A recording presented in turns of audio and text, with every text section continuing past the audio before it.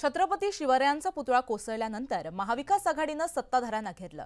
भ्रष्टाचार कुठे करावा याचं तारतम्य नाही अशा शब्दात शरद पवारांनी संताप व्यक्त केलाय। पवारांच्या याच विधानावरती उपमुख्यमंत्री फडणवीस यांनी मात्र पलटवार केला।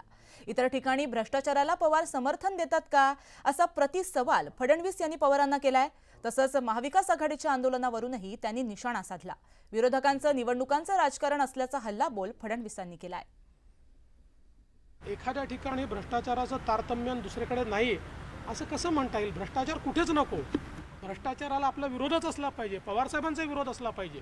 ते अशा प्रकारे वक्तव्य देत असतील तर मला आश्चर्य वाटतं की ते भ्रष्टाचाराला समर्थन देतात का? मग केवळ याचं राजकारण करायचं हे जे काही विरोधकांनी सुरू केलेलं आहे, प्रत्येक गोष्टीत राजकारण शोधून काढायचं, प्रत्येक गोष्टीला इलेक्शनच्या चष्म्यातनं पाहायचं, निवडणुकांच्या चष्म्यातनं पाहायचं, हे अत्यंत चुकीचं आहे।